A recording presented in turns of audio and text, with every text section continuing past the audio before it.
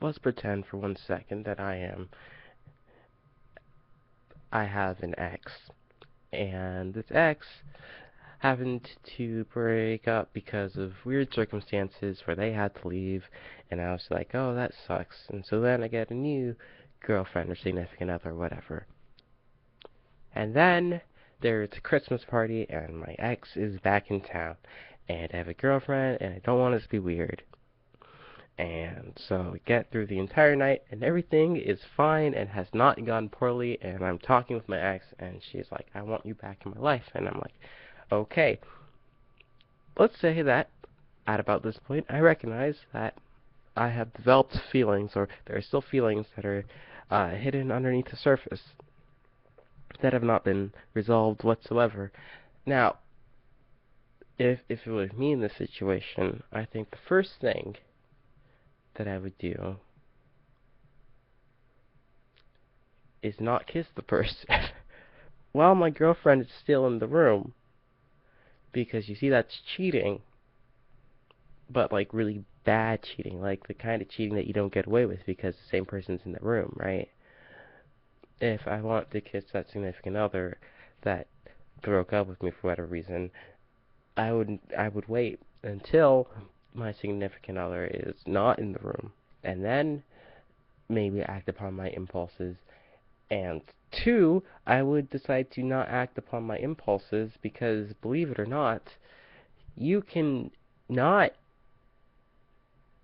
kiss your ex-girlfriend even if you have feelings for her. It's possible, and it's also possible for your ex to be like, we shouldn't do this. You have a girlfriend, and I am aware that you have a girlfriend, and I'm very happy for you, even though I still have feelings for you.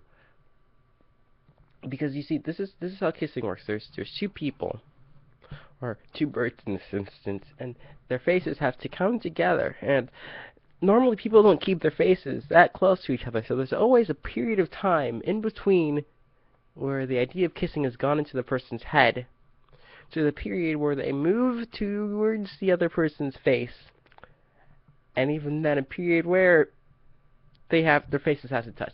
There's time in between, and at any point in time in between, either one of them should have realized this is not a good idea. How about we don't do this, and then work out our feelings like grown-ass adults with talking and stuff, instead of acting upon impulses that are just not very good ones. like it,